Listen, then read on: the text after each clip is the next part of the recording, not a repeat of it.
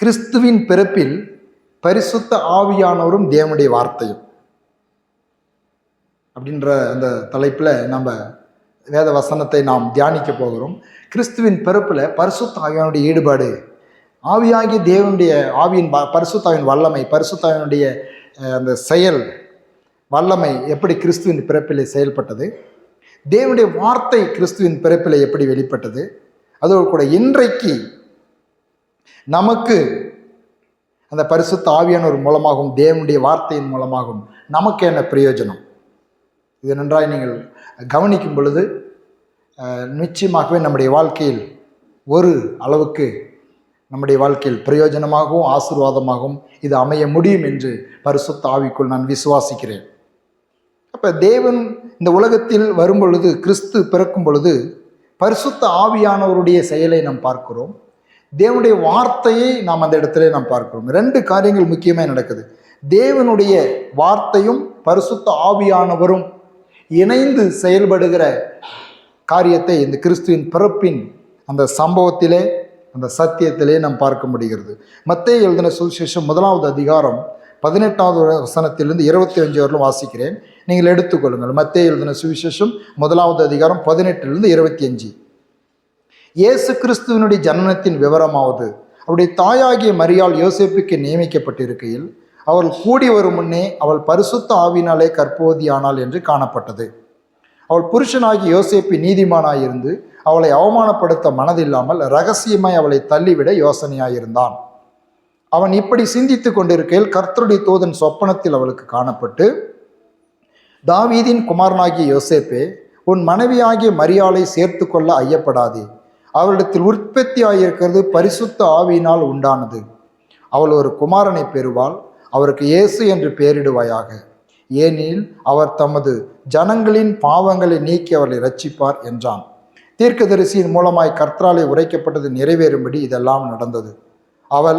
அவன் இதோ ஒரு கன்னிகை கர்ப்பவதியாகி ஒரு குமாரனை பெறுவாள்,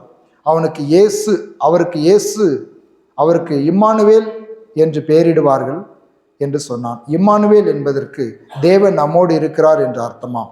யோசேப்பு நித்திரை தெளிந்து எழுந்து கர்த்தருடைய தூதன் தனக்கு கட்டளையிட்டபடியே தன் மனைவியை சேர்த்து கொண்டு அவன் தன் முதற் பேரான குமாரனை பெருமளவும் அவளை அறியாதிருந்து அவருக்கு இயேசு என்று பெயரிட்டான்.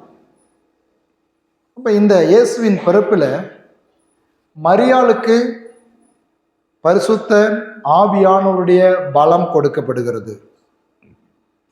எல்லாம் சொல்லுங்க, பரிசுத்த ஆவியினாலே. அப்ப பரிசுத்த ஆவியானுடைய பலம் மரியாளுக்கு கொடுக்கப்படுகிறது. ஆனால் யோசேப்புக்கு என்ன கொடுக்கப்படுகிறது? தேவனிடத்திலிருந்து யோசேப்புக்கு தேவனுடைய வார்த்தை கொடுக்கப்படுகிறது. ஆமென். அப்ப தேவனுடைய வார்த்தை கொடுக்கப்படலை அப்படின்னாக்கா யோசேப்பு எப்படி யோசிக்கிறான்? சிந்தித்து கொண்டு இருக்கிறான். ஏதோ ஒரு சிந்தனை வேறு விதமாக சிந்திக்கிறான், வேறு விதமாக யோசிக்கிறான். அவன் எப்படி யோசிக்கிறான்? அவளை தள்ளிடலாம், ரகசியமாக அவளை தள்ளிடலாம் அப்படின்னு சொல்லி நினைக்கிறான். ரகசியமாக அவளை தள்ளிவிடலாம் அப்படின்னு நினைக்கும் பொழுது அவன் சிந்தனை வேறு விதமாக இருக்கும் பொழுது அவனுக்கு சத்தியத்தின் அறிவு ஆகிய தேவனுடைய வார்த்தை அவனுக்கு வெளிப்படுகிறது. எது சத்தியம் அப்படின்னு சொல்லி அவனுக்கு கடவுளுடைய வார்த்தை அவனுடைய வாழ்க்கையில் வரும் பொழுது கிறிஸ்துவின் பிறப்பிலே அது தேவ நாம மகிமையடையும்படியாக கிறிஸ்துவின் பிறப்பு உண்டாகிறது. கிறிஸ்துவனுடைய வெளிப்பாடு அந்த இடத்துல உண்டாகிறது. ஒருவேளை தேவனுடைய வார்த்தை அவனுக்கு வராது இருந்தால் யோசித்து பாருங்க. ஆகவே தான் இன்றைக்கு நம்முடைய வாழ்க்கைக்கு இதை ஒப்பிட்டு பார்க்கும் பொழுது பரிசுத்த ஆவியானவர் நம்மை நிரப்பி இருக்கிறார், பரிசுத்த ஆவியானவர் நமக்குள் இருக்கிறார், நம்மை நிரப்பி இருக்கிறார். அதே நேரத்தில் நமக்கும் கூட ஒரு நம்முடைய தனிப்பட்ட வாழ்க்கையிலே, குடும்ப வாழ்க்கையிலே கலகமில்லாமல் இருக்க வேண்டும் என்று சொன்னால் பரிசுத்த ஆவியானவர் நம்மை நிரப்புகிறதோடு கூட அவருடைய வார்த்தையும் நமக்கு கொடுக்கப்படுகிறது. ஆமென். பரிசுத்த ஆவியானவர் மரியாளை நிரப்பினார். இயேசு பிறப்பதற்கு, கற்பம் தரிப்பதற்கு பரிசுத்தனுடைய பலன் தேவைப்பட்டது. ஆனால் அவருடைய குடும்பத்தில் அவருடைய கணவனாய் நியமிக்கப்பட்டிருந்தான யோசேப்புக்கு கர்த்தருடைய தூதன் சொப்பத்தில் காணப்பட்டு அவருடைய வார்த்தை, தேவனுடைய வார்த்தையை கொண்டு வருகிறான். இத்தம்பா சத்தியம், இதில் நட அப்படின்னு சொல்லி வார்த்தையை கொண்டு வருகிறான். இப்போ கிறிஸ்துவின் பிறப்பிலே அவர்கள் ஒரு குடும்பமாய் இருக்கிறார்கள். அந்த குடும்பத்துக்குள்ள தேவ ஆவியானவருடைய வல்லமையும் தேவை, தேவனுடைய வார்த்தையும் தேவை. ஆமென். வார்த்தையும் பரிசுத்தாவின் வல்லமையும் தேவனுடைய வார்த்தையும் ஒரு குடும்ப வாழ்க்கை உடையாமல் இருப்பதற்கு மிகவும் அவசியமாக இருக்கிறது. அன்னைக்கு ஒருவேளை அந்த தேவனுடைய வார்த்தை யோசேப்புக்கு கிடைக்கலனாக்கா மரியாதை தள்ளி விட்டுருப்பான். மரியாதை தள்ளி இதெல்லாம் இதை நம்ம சிந்திக்க வேண்டிய அவசியம் இல்லை. இது ஒரு நம்முடைய வாழ்க்கைக்கு பொருத்தமாக இருப்பதற்காக நம்ம யோசிக்கிறோம். அப்போ வெறும் பரிசுத்தாவினர் கொடுக்கப்பட்டிருந்தாலும் கூட யோசேப்புக்கு தேவனுடைய வார்த்தை கொடுக்கப்படலை அப்படின்னாக்கா மரியாதை அவமானப்பட்டிருப்பாங்க. அப்போ எல்லாமே நமக்கு பூரணமாய் ஒரு ஆசீர்வாதமான நிலையை உண்டு பண்ணும்படியாக தேவன் விரும்புகிறார் என்பதை இதிலிருந்து நாம் பார்க்க முடிகிறது. அப்போ பரிசுத்த ஆவியானவர் அருளப்பட்டார், தேவனுடைய வார்த்தை அருளப்பட்டது. இயேசுவின் பிறப்பிலிருந்து ஒரு சத்தியத்தை நாம் விளங்கிக் கொள்கிறோம். தேவன் உலகத்தை அதிகமாய் அன்பு கூறுகிறார். யோவான் 3:16. தேவன் உலகத்தை அதிகமாய் அன்பு கூறுகிறார்.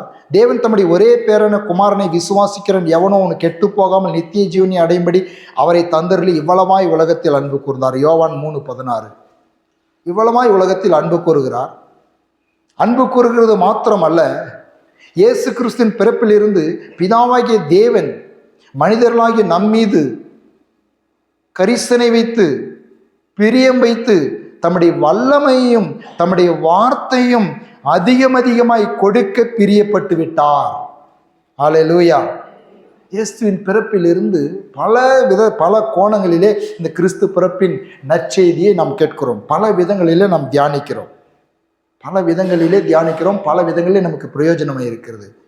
இன்றைக்கு நமக்கு பிரயோஜனமாய் தேவ ஆவியானவர் தருகிறதான சத்தியம் என்ன என்று சொன்னால், கிறிஸ்துவின் பிறப்பிலிருந்து தேவனுடைய ஆவியானவரும் தேவனுடைய வல்லமையும் தேவனுடைய வார்த்தையும் அளவில்லாமல் எவ்வளவு வேண்டுமானாலும் ஆவியானவரால் நிரம்பலாம், எவ்வளவு வேண்டும் என்றாலும் வார்த்தைகளை தியானிக்கலாம். ஆமேன்.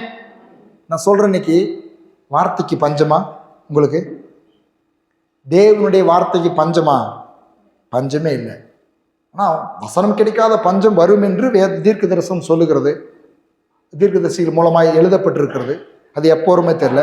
ஆனால் ப்ரெசன்ட் இப்போ பார்த்தாக்கா வசனம் கிடைக்காத பஞ்சமே இல்லை. ஒவ்வொரு வாரமும் கிட்டத்தட்ட 1 மணி நேரம் வசனத்தை நாம் கேட்கிறோம்.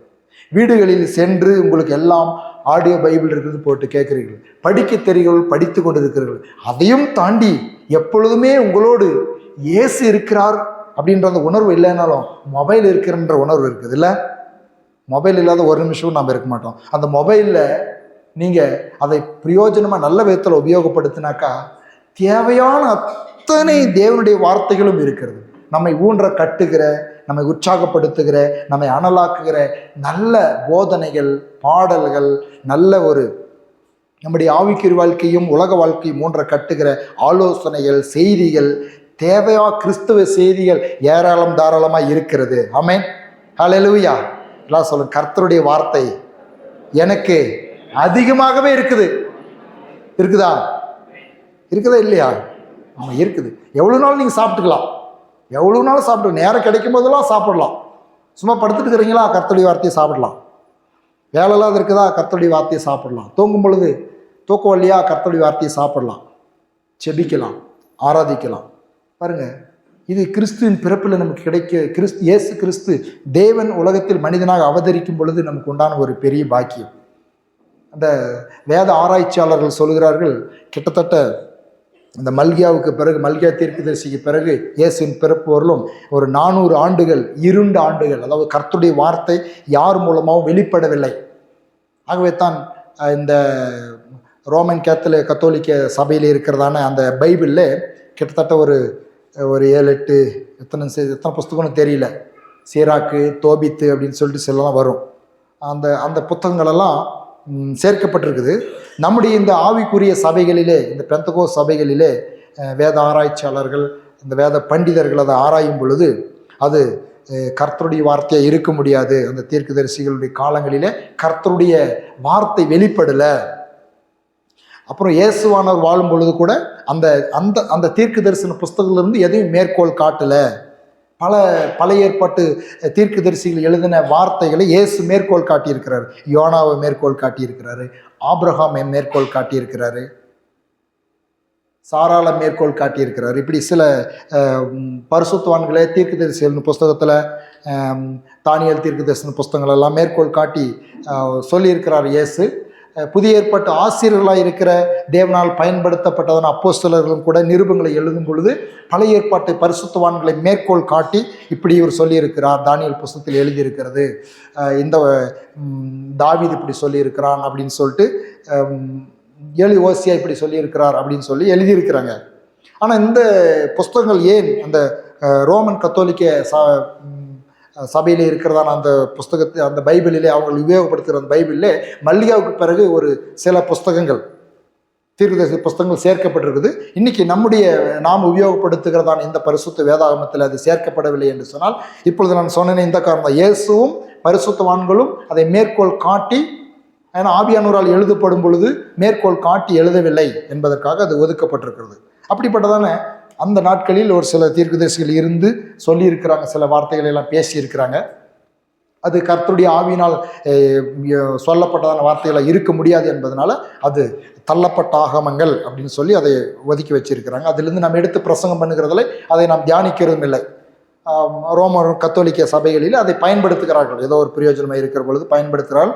அப்புறம் அதில் இன்னொரு காரியத்தை கூட நாம் அறிந்து கொள்ள வேண்டும் என்று சொன்னால், அந்த ஒதுக்கப்பட்ட ஆகமங்களில் தான் மரித்தவர்களுக்காக ஜெபிக்கிற ஒரு பழக்கமெல்லாம் எழுதப்பட்டிருக்கிறது என்பதற்காகவும் கூட அதை ஒதுக்கி வைத்திருக்கிறார்கள் என்று சொல்லி கருத்து சொல்லுகிறார்கள். அதாவது மரித்தவர்களுக்காக ஜெபிக்கிறது, அவருடைய மரித்த பிறகு அவருடைய ஆத்மாவுடைய இளைப்பாறுதலுக்காக அவர்கள் உத்திரிக்கிற ஸ்தலத்தில் இருக்கிறார்கள். அவர் மரித்தவர்களுக்காக பிராயச்சித்தம் பண்ணலாம், அவருடைய ஆத்மாவுடைய பாவம் மன்னிக்கப்படும்படியாக அவர்களுக்கு பரிகாரங்களை செய்யலாம் என்ற அந்த காரியங்கள் எல்லாம் அந்த ஒதுக்கப்பட்ட ஆகமங்களில் எழுதப்பட்டிருக்கிறபடினாலே அது சரியான ஒரு சத்தியம் இல்லை என்பதற்காக அந்த ஒதுக்கப்பட்ட ஆகமங்கள் என்று சொல்லி வைத்திருக்கிற புத்தகங்களை வைத்திருக்கிறார்கள் என்று சொல்லி வேத பண்டிதர்கள், ஆராய்ச்சியாளர்கள், பரிசுத்தவான்கள் சொல்லுகிறார்கள். சரி, அப்போ இந்த இருண்ட காலங்களிலே, தேவனுடைய வார்த்தை வெளிப்படாதிருந்த நாட்களிலே திடீரென்று பரிசுத்த ஆவியானவருடைய வல்லமையும் கிறிஸ்துவின் பிறப்பில் வெளிப்படுது பாருங்க. பரிசுத்த ஆவியானுடைய வல்லமையும் தேவனுடைய வார்த்தையும் வெளிப்படுது. ஏன் அப்படின்னாக்கா, ஏன் தேவனுடைய வார்த்தையும் அந்த பரிசுத்த ஆவியானுடைய வல்லமை மரியாள் என்கிறதான ஒரு கன்னி பெண் மேல் இறங்கி வருகிறது, நெருப்புகிறது அவளை, அவருடைய கற்பத்துக்குள் போய் ஒரு கருவாக உருவாகிறது. தேவனுடைய வார்த்தை யோசேப்புக்கு கொடுக்கப்படுகிறது பாருங்க. அதை தொடர்ந்து ஒவ்வொருத்தருக்காக தேவனுடைய வார்த்தை கொடுக்கப்படுகிறது. நான் ஆச்சரியம், ஒவ்வொருத்தருக்கும் தேவனுடைய வார்த்தை, தேவன் சமூகத்திலிருந்து தேவதூதர்கள் மூலமாக வார்த்தை கொடுக்கப்படுகிறது. இதற்கெல்லாம் காரணம் என்னக்கா, தேவன் மனிதர்களாகிய நம் மீது வைத்த அன்பு. ஹல்லேலூயா. அந்த அன்பு தான் காரணம், வேற எதுவுமே காரணம் கிடையாது. எந்த ஒரு கட்டாயமும் கிடையாது. இல்லை மனிதர்கள் ஜெபிக்கல, கூப்பிடல, ஒரு எதிர்பார்ப்பு இருந்துச்சு மேசியா எப்போ வருவார்னு சொல்லிட்டு. ஆனால் அவருடைய அன்பு தான். யோவான் 3:16 சொல்லுகிறது, இவ்வளவாய் உலகத்தில் அன்பு கூர்ந்தார். எல்லாரும் சொல்லு, இவ்வளவாய் உலகத்தில் அன்பு கூர்ந்தார்.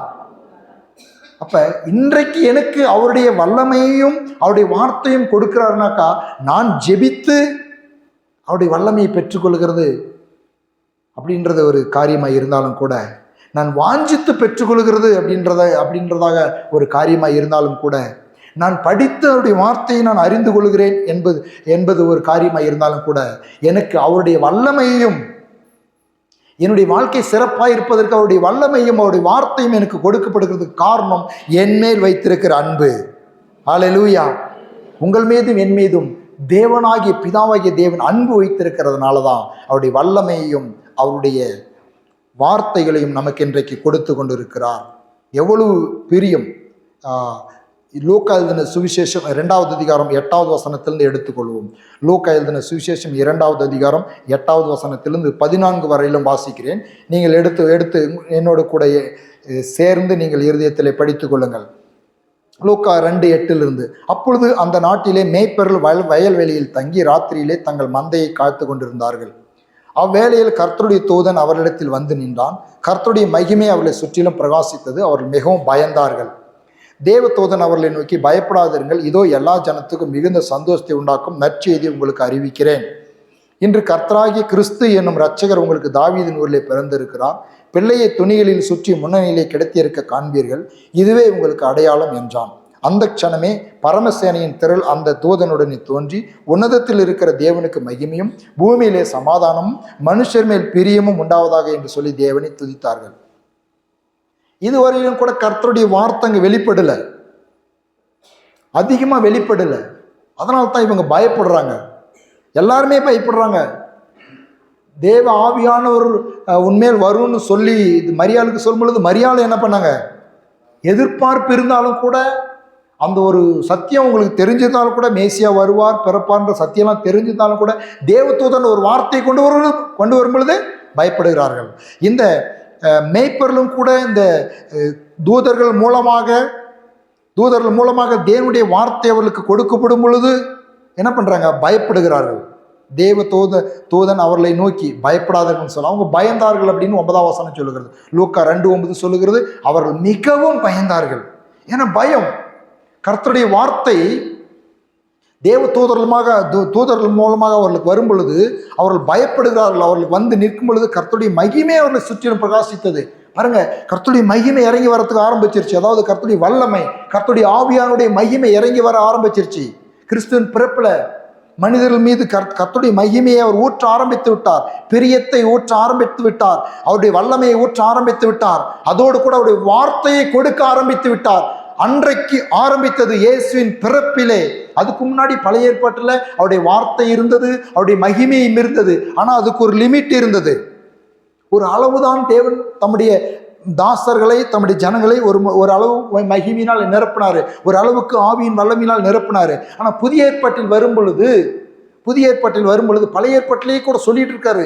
நீ அந்த எசேக்கியேல் சொல்லும் பொழுதே கணுக்கால் அளவு, முழங்கால் அளவு, இடுப்பு அளவு, அப்படி நீச்சல் அளவுன்னு சொல்றாரு. ஆனால் அப்படி ஆறும் நிரம்பி, அதனால்தான் ஆவியில் நிரம்பி இருந்ததான, ஆவியில் நிரப்பப்பட்டதான சிம்சோன் என்ன பண்ணா? போய் திரும்பி பாவத்தில் விழ முடிஞ்சிச்சு. ஆவியானவரால் தெரிந்து கொள்ளப்பட்டு அபிஷேகம் பண்ணப்பட்டு ராஜாவாக அபிஷேகம் பண்ணப்பட்ட தாவீது மீண்டும் போய் பாவம் செய்ய முடிந்தது. ஏன்னா ஒரு லிமிட் இருந்தது அவங்களுக்கு. ஆனா இன்னைக்கு உங்களுக்கு எனக்கும் ஆவியிலே நிரப்பப்படுகிறதற்கான அளவு அதிகமாய் கொடுக்கப்பட்டு விட்டது. நிரம்பி வழிகிற ஒரு அனுபவத்துக்குள்ளும் அதே நேரத்தில் வார்த்தைகள் ஏராளம் தாராளமாய் கொடுக்கப்பட்டு விட்டது. பழைய ஏற்பாட்டில் இருந்தவர்களுக்கு இவ்வளவு வார்த்தை இல்லை. புதிய ஏற்பாட்டில் இந்த பரிசுத்த வேதாகமம் எழுதி ஒழுங்குபடுத்தப்பட்டு படுத்தப்படுகிற வரையிலும் கூட, இந்த புதிய ஏற்பாடு இயேசுவின் பிறப்புக்கு பிறகு வாழ்ந்ததான பரிசுத்தவான்களுக்கு கூட இவ்வளவு வார்த்தைகள் கொடுக்கப்படலை. ஆனால் இயேசுவின் பிறப்பிலிருந்தே ஆரம்பமானது. இன்றைக்கு ஏராளம் தாராளமான வார்த்தைகள் கொடுக்கப்பட்டாயிற்று. ஆமேன்.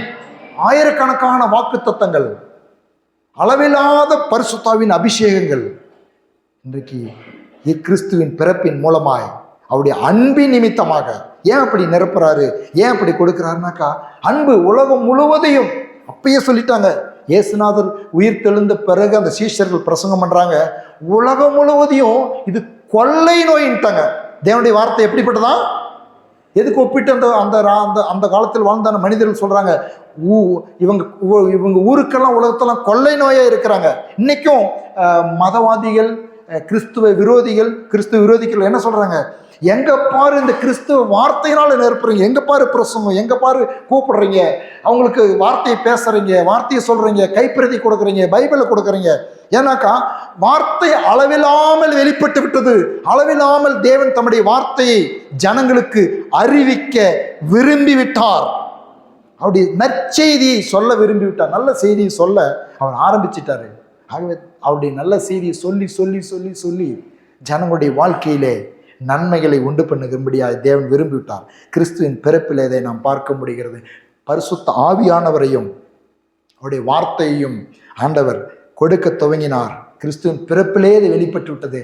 பிறகு வரும்பொழுதும் கூட இயேசுடைய ஊழி நாட்களையும் பாருங்க, வல்லமையை மக்கள் மீது அனுப்புறாரு. சுகத்துக்காக அவருடைய வல்லமையை அனுப்புறாரு. கைகளை வைக்க ஊதி அவர்களுக்கு வல்லமையை கொடுக்கிறாரு, வார்த்தை கொடுக்கிறாரு. வல்லமையை கொடுக்கிறாரு, வார்த்தை கொடுக்கிறாரு. அவர் மேல் ஊதி பரிசுத்தாவியை பெற்றுக்கொள்ளுங்கள் அப்படின்றாரு. என்னை விசுவாசிக்கும் உள்ளத்தில் ஜீவ தண்ணீர் நதிகள் ஓடுன்றாரு. தம்மை விசுவாசிக்கிறவர்கள் பெறப்போரும் ஆவியை குறித்து அப்படி சொன்னார் அப்படின்னு சொல்றாரு. அப்ப பரிசுத்த ஆவியானுடைய நிறைவும் அவருடைய வார்த்தையில் நாம் நிரம்புவதையும் கிறிஸ்துவின் பிறப்பிலிருந்து அதிகமாய் நாம் காண முடிகிறது. இதை நாம் அறிந்து கொள்ள வேண்டும். இயேசு இதற்கிடையிலே ஒரு சத்தியத்தையும் நான் சொல்லிவிட விரும்புகிறேன். இயேசு மரியாளின் வயிற்றில் உற்பத்தியாகி பிறந்ததுனால, அநேகருக்கு தெரியும், ஒரு புதிதாக வந்திருக்கிறவங்களுக்கு தெரியாது இருக்கிறதுனால இந்த சத்தியத்தை நான் சொல்ல விரும்புகிறேன். இயேசு மரியாளின் வயிற்றில் உற்பத்தியாய் பிறந்த பிறகுதான் இயேசு கடவுள் அல்ல. பிறந்த பொழுது இயேசு உலகத்தில் மரியாளின் வயிற்றில் பரிசுத்தாவினால் கற்பம் தெரிந்து பிறந்ததனால் மாத்திரம் அவர் கடவுள் அல்ல, அவர் ஏற்கனவே அவர் தெய்வமாய் இருந்தவர். ஆமேன். இது ரெண்டாய் புரியுது. இன்னைக்கு அநேகர்ன்றாங்க இயேசு உலகத்தில் வந்தவட்டி தான் அவர் கடவுளானாரு அப்படின்னு சில பேர் நினைக்கிறாங்க. உலகத்தில் வந்தவட்டி தான் அவர் கடவுளானாரு, குழந்தைய பிறந்து வளர்ந்து அவர் கடவுளாக மாறிட்டாரு அப்படின்ற ஒரு நினைவுகளெல்லாம் மக்கள் மத்தியில் உண்டு. பிறந்தவட்டி தான் அவர் கடவுளானாரு. வாழ்ந்து சிலர் இப்படியும் யோசிக்கிறாங்க. எப்படி யோசிக்கிறாங்க? அவர் வாழ்ந்து நல்ல காரியங்களை செய்ததுனால அவர் கடவுளாக மாறிட்டாரு, ஒரு புனிதராக மாறிட்டாரு. இப்படிப்பட்டதான கருத்துக்கள் எல்லாம் உலகத்தில் உண்டு. ஆனால் நாம் அப்படிப்பட்டதான சத்தியத்தினால் நாம் போதிக்கப்படலை. நாம் எப்படி அறிந்து கொள்ள வேண்டும் என்று சொன்னால், வேத வசனத்தின் அடிப்படையில் இயேசு இந்த உலகத்தில் மனிதனாக வெளிப்பட்டார் அவ்வளவுதானே தவிர அவர் ஏற்கனவே தெய்வமாக இருந்தார். ஆமென். கிறிஸ்துவத்தில் திரியேக தேவன், மூவொரு தேவன், பிதா, குமாரன், பரிசுத்த ஆவி என்று 3 நிலைகளிலே தேவனை நாம் பார்க்கிறோம். ஆனால் மூவரும் ஒருவர் என்று சொல்லி வேதம் சொல்லுகிறது. இது அறிவுபூர்வமாக அறிந்து கொள்கிறதற்கு ரொம்ப கஷ்டமான காரியம். ஆனால் தேவ ஆவியின் உதவியோடு கூட நாம் விசுவாசத்தினால் ஏற்றுக்கொள்ளக்கூடிய ஒரு சத்தியமாக இருக்கிறது. இன்னைக்கு அநேகர் அப்படிதான் கேட்கறது, யாரை கும்பிடுறது? பிதாவை கும்பிடுறதா, இயேசுவை கும்பிடுறதா, பரிசுத்த ஆவியானவரை கும்பிடுறதா? உங்ககிட்ட எத்தனை பேர் கேட்டுக்கான்னு தெரியல. என்கிட்டலாம் நிறைய கேள்வி கேட்டு நிறைய பேர் ஒன்லி ஜீசஸ் அப்படின்னு வந்து, யெகோ விட்னஸ் அப்படின்னு சொல்லி வந்து, பிதா ஒருத்தர் தான் கடவுள் அப்படின்னு வந்து, இன்றைக்கும் நம்ம முஸ்லீம் சகோதரர்கள் அப்படி சொல்கிறாங்க, இயேசு ஒரு தீர்க்கதரிசி, அவ்வளவுதான், கடவுள் கிடையாது அப்படின்னு சொல்கிறாங்க. யெகோ ஒருத்தர் தான், அவர் ஒருத்தர் தான் அல்லாஹ், யெகோ ஒருத்தர் தான் கடவுள், தீர்க்கதரிசியாக. இன்னும் சில பேர் இயேசுன்னு வரல, அதாவது ரட்சகர் மேசியான்னு வரலன்னு சொல்கிற இப்படிப்பட்டதான கருத்துக்கள்லாம் இருக்கும் பொழுது வேத வசனத்தின் அடிப்படையில் நாம் கொஞ்சம் தெளிவாக இருப்பதற்காக சில சத்தியங்களை அறிந்து கொள்ள வேண்டியது மிகவும் அவசியமாக இருக்கிறது. இயேசு பிறந்த பிறகு கடவுளாகல, உலகத்தில் வந்து கடவுளாக மாறல. ஏற்கனவே அவர் தெய்வம், அவர் பிதாவோடு இருந்தார், அவர் தேவனாகவே இருந்தார், அவரைத்தான் ஆதி முதல் அவர் இருக்கிறார். இந்த உலகத்தில் அவர் வெளிப்பட்டார் என்றுதான் வேத வசனம் சொல்லுகிறது. வெளிப்படுகிறதற்கு திடீரென்று ஏதோ மண்ணிலிருந்து குதித்து வெளியே எழும்பவில்லை. மண்ணிலிருந்து இன்னைக்கெல்லாம் சொல்றாங்களே, நாங்கள் உழுது கொண்டிருந்தோம், ஒரு திடீரென்று ஒரு மூர்த்தி கிடைச்சது, ஒரு உருவம் கிடைத்தது, அதை எடுத்து பார்த்தோன்னு ஒரு தெய்வம் அதை ஏற்றி வணங்கிட்டு இருக்கிறோம் அப்படின்னு சொல்லி சொல்லுவாங்க. அப்புறம் பார்த்த திடீரென்று ஒரு மரத்திலிருந்து ஒரு ஏதோ ஒன்று வந்தது, ஏதோ ஒரு கல்லிலிருந்து ஒரு வந்தது. நான் என் ஒரு இந்து சகோதரரோடு நான் பேசி கொண்டிருந்தேன். அவர் சொன்னாங்க, சார் இது ஒரு 40-50 வருஷத்துக்கு முன்னாடி திடீரென்று எங்கள் தோட்டத்தில் ஒன்று முளைத்தது. ஒரு அதை சொல்கிறாங்களே, அந்த லிங்கம்னு சொல்கிறாங்களே, அந்த சிவலிங்க கல் முளைத்தது. இன்னைக்கு வந்து பாருங்க சார், எத்தனை கல் முளைச்சிக்கிச்சு அப்படின்னு. அப்படி முளைக்கப்பட்டவர் அல்ல, எங்கேயோ முளைச்சவர் அல்ல, இவர் வெளிப்பட்டவர். எல்லாம் சொல்லுங்க, வெளிப்பட்டவர். ஹல்லேலூயா. ஆகவே தான் வெளிப்படுகிறதுக்கு ஒரு முறையாய் மனிதருடைய சந்ததியிலே மனிதனாக பிறப்பதற்கு எந்த ஒரு ஆணுடைய துணையும் இல்லாமல் பரிசுத்த ஆவியினால் கருவாய் உருவாகி பிறந்தவர். ஆமென். இப்போ பரிசுத்த ஆவியானவருடைய உதவியோடு கூட அவர் ஒரு கன்னியின் வயிற்றில் ஒரு உண்மையாகவே ஒரு பெண்ணானவள் எப்படி ஒரு புருஷனுடைய உதவியோடு கூட கருத்தரிக்கிறாளோ, அதே போல தேவன் ஒரு பெண்ணுக்குள்ள, மனுஷியாய் இருந்த ஒரு பெண்ணுக்குள்ள, தேவனுக்கு பிரியமாய் இருந்த ஒரு பெண்ணுக்குள்ள கருவாய் உருவாகி 9 மாதம் வயிற்றில் இருந்து குழந்தையாக பிறந்து வளர்ந்தார். ஆனாலும் கூட அவர் இருந்தவர். ஆமேன். அவர் தெய்வம். ஆமேன். ஏற்கனவே இருந்தவர். அவர் குழந்தையாக பிறந்ததுனால பாருங்க, அவர் கடவுளா இருக்கிறதுனால தான் நான் காணிக்கையின் பொழுது ஒரு வசனத்தை நான் உங்களுக்கு வாசித்தேன். அவரை தீர்க்கதரிசிகள் வேத வசனத்தின்படி பழைய ஏற்பாட்டு வேத வசனங்களை ஆராயும் பொழுது அவங்க கண்டுகிட்டாங்க, இது மரியாளுக்கு பிறந்த மரியாளுடைய குழந்தை அல்ல, இது யோசேப்பின் குழந்தை அல்ல, இது ஏதோ வளர்ற குழந்தை அல்ல, இது கடவுள். ஆமென். கடவுள். ஆனால் நம்மள மாதிரியே தான், நம்மள மேல பாடுள்ள மனுஷனாவே பிறந்து வளர்ந்தாருங்க. திடீர்னு நான் தான் கடவுள் அப்படின்னு சொல்லி வந்து நிச்சு இன்னைக்கு கொடுக்குறாருல தரிசனங்கள். இன்னைக்கு எத்தனையோ பேர் சொல்றாங்க, வியாதியா இருக்கிறவங்க, பலவீனமாக இருக்கிறவங்க எல்லாம் நான் பார்க்கும் பொழுது, ஒரு சகோதரி, ஒரு தாய் கூட நான் பேசிட்டு இருந்தவங்க சொன்னாங்க, ஏசு எனக்கு வந்து வெளியே எனக்கு பெரிய தாடி வச்சுக்கிட்டு ஒரு பெரிய உருவமாக ஷாலு போட்டுக்கிட்டு என் மேலே வந்துச்சு, மகளே என்னையோட உனக்கு கஷ்டம் தீர்ந்துச்சு அப்படின்னு சொல்லி எனக்கு தரிசனம் கொடுத்தாங்க அப்படின்னு சொல்லி என்கிட்ட அவங்க பகிர்ந்துக்கிட்டாங்க. பாருங்க, அப்படி திடீரென்று வெளிப்பட்டு நான் தான் கடவுள் உங்களை ரட்சிக்க வந்தவர் அப்படின்னு சொல்லி அவர் தரிசனமாகி உற்பத்தி ஆகல. அவர் ஒரு முறையாய் ஒரு சரியான விதத்தில் உங்களைப் போல என்னைப் போல பாடுள்ள மனுஷனாக வாழ்ந்து உங்களுடைய பாவங்களையும் சாபங்களையும் சுமந்து தீர்க்க வேண்டும் என்பதற்காக இந்த உலகத்தில் அவர் வெளிப்பட்டார். யோவான் எழுதின சுவிசேஷம் 1வது அதிகாரம் அதில் 1வது வசனத்திலிருந்து ஒரு சில வசனங்களை வாசிக்கிறேன், நீங்கள் எடுத்துக்கொள்ளுங்க. பாருங்க, எப்படி அவர் இருந்தவர் என்றதுக்கான சில வசனங்கள், ஆதாரங்களை உங்களுக்கு நான் கொடுக்க விரும்புகிறேன். யோவான் எழுதின சுவிசேஷம் 1வது அதிகாரம். ஆதியிலே வார்த்தை இருந்தது, அந்த வார்த்தை தேவனிடத்தில் இருந்தது, அந்த வார்த்தை தேவனாய் இருந்தது. அவர் ஆதியிலே தேவனோடு இருந்தார். சகலமும் அவர் மூலமாய் உண்டாயிற்று, உண்டானதொன்றும் அவராலே அல்லாமல் உண்டாகவில்லை. அவருக்குள் ஜீவன் இருந்தது, அந்த ஜீவன் மனுஷனுக்கு ஒளியாய் இருந்தது. அவர் உலகத்தில் இருந்தால் உலகம் அவர் மூலமாய் உண்டாயிற்று, உலகமும் அவரை அறியவில்லை. அவர் தமக்கு சொந்தமானதிலே வந்தார், அவருக்கு சொந்தமானவர்களோ அவரை ஏற்றுக்கொள்ளவில்லை. அந்த வார்த்தை மாம்சமாகி, எல்லாம் சொல்ல, அந்த வார்த்தை மாம்சமாகி, பாருங்க, அந்த வார்த்தை மாம்சமாகி கிருபையினாலும் சத்தியத்தினாலும் நிறைந்தவராய் நமக்குள்ளே வாசம் பண்ணினார். அவருடைய மகிமையை கண்டோம், அது பிதாவுக்கு ஒரே பேரானுடைய மகிமைக்கு ஏற்ற மகிமையாகவே இருந்தது. அப்ப ஏற்கனவே அவர் இருந்தார் என்று சொல்லி யோவான் எழுதின சுவிசேஷம் 1வது அதிகாரம் முதல் வார்த்தையை சொல்லுகிறது. ஆதியிலே வார்த்தை இருந்தது, அந்த வார்த்தை தேவனிடத்தில் இருந்தது, அந்த வார்த்தை தான் மாம்சமானது. ஹல்லேலூயா. அப்ப ஏற்கனவே இருந்த வார்த்தையாய் இருந்த உலக படைப்புகளுக்கெல்லாம் காரணமாய் இருந்த தேவன் உலகத்தில் வந்தார், பிறந்தார், வெளிப்பட்டார். வெளிப்படுத்தின விசேஷம் 13வது அதிகாரம் 8வது வசனம்.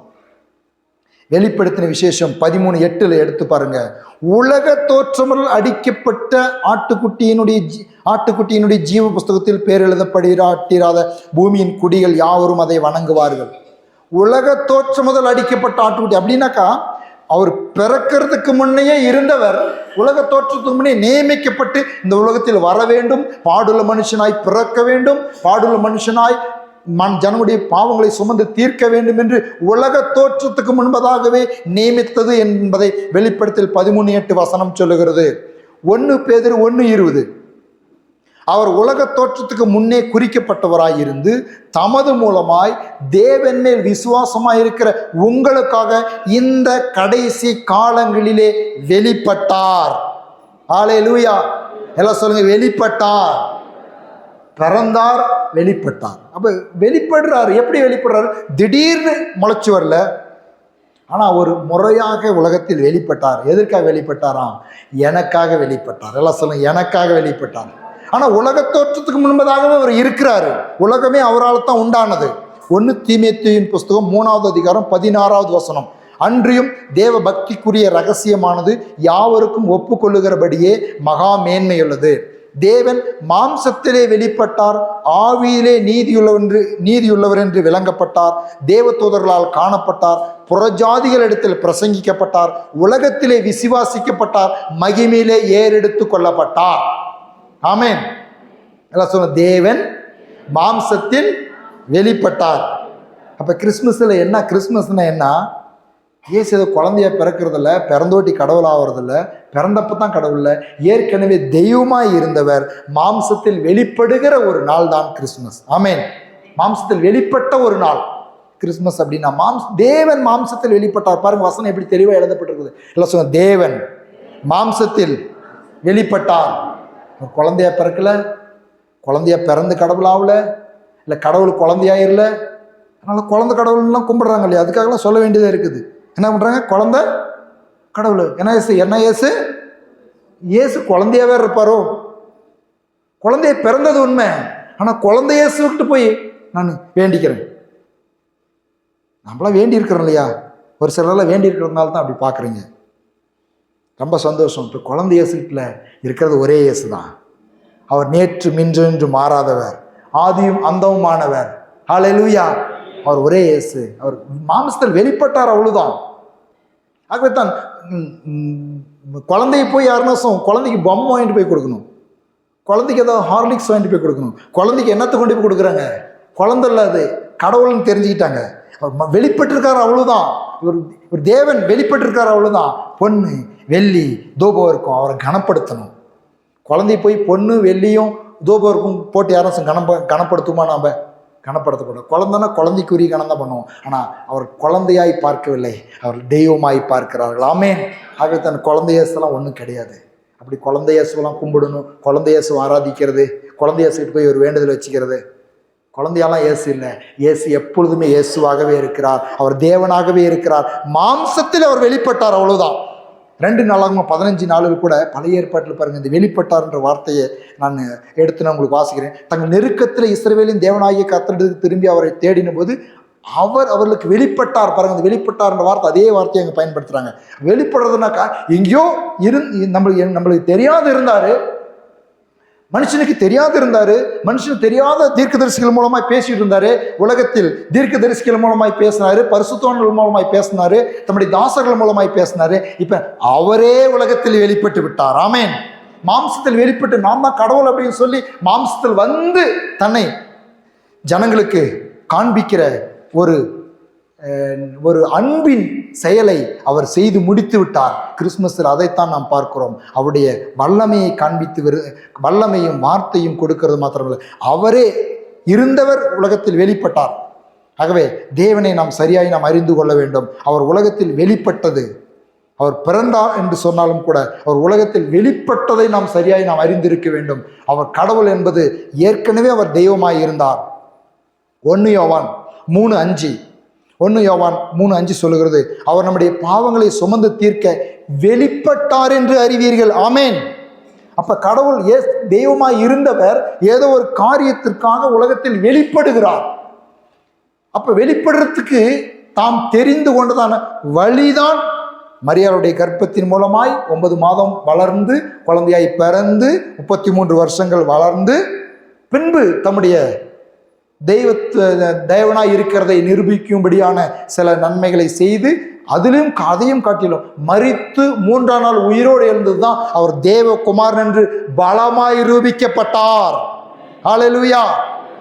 அப்ப தேவன் வெளிப்பட்டதை நாம் அறிய வேண்டும். 1 யோவான் 3:5 அப்படிதான் சொல்லுகிறது. எதற்காக வெளிப்பட்டார்? வெளிப்பட்டதன் ஒரே நோக்கம் தெரியுமா? நம்மேல் வச்ச அன்பு. அந்த அன்பின் நிமித்தம் நம்முடைய பாவங்களை சொல்லுங்க, பாவங்களை மன்னிக்குவா. அது சும்மா மன்னிக்கிறது அப்படின்றது ரொம்ப ஈஸிங்க. மன்னிக்கிறதுனா பரலோகத்திலிருந்தே மன்னிச்சுட்டு போயிருக்கலாம். அவர் மனுஷன் மேல் அன்பு இருந்துச்சுனாக்கா பரலோகத்திலிருந்தே மன்னிச்சுக்கலாம். அவர் எப்படி மன்னிக்கிறாரு? வந்து சுமந்து தீர்த்தார். இதை மறந்துடாதீங்க. ஆமென். ஹல்லேலூயா. இயேசு எதற்காக வெளிப்பட்டார்? என்னுடைய எல்லாவற்றையும் சொல்லுங்க, பாவம் ஒண்ணு மாத்திரம் இல்ல, பாவம், சாபம், வியாதி, குறைவு, வறுமை, தரித்திரம், அவமானம், நிந்தை எல்லாவற்றையும் தன்மேல் சொல்லுங்க சுமந்து இயேசு சுமந்து கொண்டாரே. ஆமென். அந்தோனி பெருத்தனுடைய வியாதி யார் சுமந்து கொண்டது? இயேசு சுமந்து கொண்டார். ஆமென். உங்க வியாதி யார் சுமப்பாரு?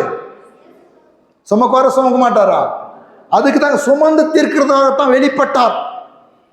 ஏற்கனவே அவர் தெய்வம், இங்க வந்து கடவுளாவுல தெய்வமாய் இருந்தவர் தேவன். எனக்கு அந்த வசனம் ரொம்ப பிடிச்சிருக்குது பாருங்க. தேவன் மாம்சத்திலே வெளிப்பட்டார்.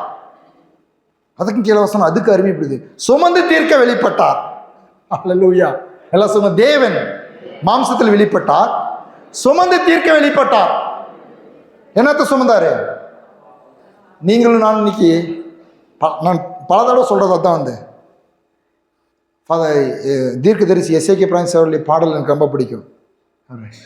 நானேன் சுமப்பேன் என் இயேசு சுமந்து கொண்டதால். நம்ம என்ன பண்ணுமா? நம்ம ரெஜெக்ட் பண்ணுமா? நான் சுமக்க மாட்டேன். என் கவலையை நாயா சுமப்பேன், பிரச்சனையை நாயா சுமப்பேன், வேதனையை நாயா சுமப்பேன், டிப்ரெஷனை நாயா சுமப்பேன், இந்த கடன் தொல்லையை நாயா சுமப்பேன், இந்த வியாதியை நாயா நான் சுமக்க மாட்டேன், இயேசு சுமந்துட்டாரு அப்படின்னு சொல்லி இயேசு சுமந்திருக்காரு அப்படின்னு சொல்லி பரிசுத்த ஆவியானவர் மூலமாக எழுதி கொடுக்கப்பட்ட வசனத்தை எடுத்து காமிக்கணுமா? பாரு, இயேசு சுமந்துட்டாரு. பாருங்க, இயேசு சுமந்துட்டார். மனுஷன் அப்பத்தினால் மாத்திரமல்ல தேவனுடைய வாயிலிருந்து புறப்படுகிற ஒவ்வொரு வார்த்தையினாலும் பிழைப்பான எழுதி இருக்கிறது பாரு அப்படின்னு சொல்லி அந்த பிரச்சனைகிட்ட காமிக்கணுமா? எதுக்கிட்ட காமிக்கணும்? நம்ம பிரச்சனைகிட்ட நம்ம என்னத்தை காமிக்கிறோம்? ஓகே, அது எங்கேயோ போயிடுச்சு பாருங்க. வந்த உடனே தேவனுடைய வார்த்தைகள் அதை சொல்ல நம்ம எங்கேயோ போயிடும், விசுவாச அறிக்கைக்குள்ளே போயிடும். சரி, பாவங்களை சுமந்து தீர்க்க வெளிப்பட்டார். இன்னொரு பழைய ஏற்பாட்டில் பாருங்க, ஒரு அற்புதமான ஒரு சம்பவத்தை வாசிக்கிறேன். இயேசு எப்படி இருந்தார் அப்படின்றத நீதிமொழியில் இருக்குது. அது உங்களுக்கு எல்லாருக்கும் தெரியும் நினைக்கிற, ஒரு சிலருக்கு தெரியல என்ன வாசிக்கலாம். அது பாருங்க, இயேசு ஏற்கனவே இருந்தவர்ன்றதுக்கான அற்புதமான ஒரு சம்பவம். அது ஞானத்தை குறித்து எழுதப்பட்டது போல தெரிஞ்சாலும் கூட அது இயேசு ஏற்கனவே இருந்தார் என்றத நீதிமொழிகள் 8வது அதிகாரம் 17வது வசனத்திலிருந்து எல்லாரும் எடுத்துக்கொள்ளுங்க. இந்த பகுதி எல்லாரும் எடுத்துக்கொள்ளுங்க. பைபிள் இருக்கிற படிக்க தெரிஞ்சு ஒவ்வொருவரும் நீ எடுத்துக்கொள்ளுங்க. நான் வாசிக்கிறேன், என்னோட கூட இணைந்து வாசிங்க. அற்புதமான ஒரு பகுதி பாருங்க. நீதிமொழிகள் 8வது அதிகாரம் 17லிருந்து. என்னை சிநேகிக்கிறவர்களை நான் சிநேகிக்கிறேன், அதிகாலையில் என்னை தேடுகிறவன் என்னை கண்டடைவார்கள். ஐஸ்வர்யமும் கனமும் நிலையான பொருளும் நீதியும் என்னிடத்தில் உண்டு. பொன்னையும் தங்கத்தையும் பார்க்கிலும் என் பலன் நல்லது, சுத்த வெள்ளியை பார்க்கிலும் என் வருமானம் நல்லது. என்னை சிநேகிக்கிறவர்கள் மெய்ப்பொருளை சுதந்திரிக்கும்படி அவருடைய களஞ்சியங்களை நான் நிரப்பும்படிக்கும் அவர்களை நீதியின் வழியிலும் நியாய பாதைகளிலும் நடத்துகிறேன். கர்த்தர் தமது கிரியைகளுக்கு முன் பூர்வ முதல் என்னை தமது வழிகளில் ஆதியாக கொண்டிருந்தார். பூமி உண்டாகும் முன்னும் ஆதி முதற்கொண்டும் அனாதியாய் நான் அபிஷேகம் பண்ணப்பட்டேன். ஆழங்களும் ஜலம் புரண்டு வரும் ஊற்றுகளும் உண்டாகும் முன்னே நான் ஜனிப்பிக்கப்பட்டேன். மலைகள் நிலை பெறுவதற்கு முன்னும் குன்றுகள் உண்டாவதற்கு முன்னும் அவர் பூமியின் அதன் வெளிகளையும் பூமியில் உள்ள மண்ணின் திரள்களையும் உண்டாக்கும் முன்னும் நான் ஜனிப்பிக்கப்பட்டேன். அவர் வானங்களை படைக்கையில் நான் அங்கே இருந்தேன். அவர் சமுத்திர விசாலத்தை வட்டனிடுகையில் உயரத்தில் மேகங்களை ஸ்தாபித்து சமுத்திரத்தின் ஊற்றுகளை அடைந்து வைக்கையிலும் சமுத்திர ஜலம் தன் கரையை விட்டு மீறாதபடிக்கு அதற்கு எல்லையை கட்டளையிட்டு பூமியின் அஸ்திபாரங்களை நிலைப்படுத்துகையிலும் நான் அவர் அருகே செல்ல பிள்ளையாயிருந்தேன். நித்தமும் அவருடைய மனமகிழ்ச்சியாயிருந்து எப்பொழுதும் அவருடைய சமூகத்தில் களி கூர்ந்தேன். அவருடைய பூ உலகத்தில் சந்தோஷப்பட்டு மனுமக்களுடனே மகிழ்ந்து கொண்டிருந்தேன். ஆதலால் பிள்ளைகளே, எனக்கு செவி கொடுங்கள், என் வழிகளை காத்து நடக்கிறவர்கள் பாக்கியவான்கள். ஆமேன், அல்லேலூயா. எப்படி இருந்தாராம் இயேசு? ஏற்கனவே இருந்தேன் அப்படின்றது இயேசு குறித்து தீர்க்க தரிசனம்னு சொல்றாங்க. அது அப்படிதான் இருக்குது. இயேசு எப்படி இருந்தார்? ஏற்கனவே இருந்தார், செல்ல பிள்ளையாக இருந்தார், அவருடைய சமூகத்தில் செல்ல பிள்ளையாக இருந்தார். அவர் ஸ்தாபிக்கும் பொழுது அவரோடு இருந்தார். இயேசு ஏற்கனவே இருந்தவர் எனக்காக என்னுடைய பாவ சாபங்களை சுமந்து தீர்க்க வெளிப்பட்டவர். ஆமென். ஏற்கனவே இருந்தவர் மனிதனாக வெளிப்பட்டு நம்மேல் வைத்த அன்பு, மனிதனாக வெளிப்பட்டதே நம்மேல் வைத்த அன்பை வெளிப்படுத்துகிறது. வெளிப்பட்டவர் எப்பொழுதும் இல்லாத அளவுக்கு மனிதன் மீது பிரியம் வைத்து ஏதோன் தோட்டத்தில் குளிர்ச்சியான வேளையில் மனிதனோடு உலாவ வந்தவர் இன்றைக்கு ஆவியான தேவனாகவும் வார்த்தையான தேவனாகவும் நம்மோடு கூடவே நமக்குள்ளே தங்கி நமக்குள் வாழ நம்மைக்குள் இருந்து நம்மை நடத்த சித்தம் கொண்டார். இம்மானுவேல் என்றால் என்ன அர்த்தம்?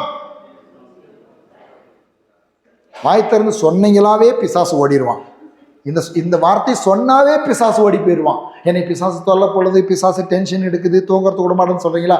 இம்மானுவேல்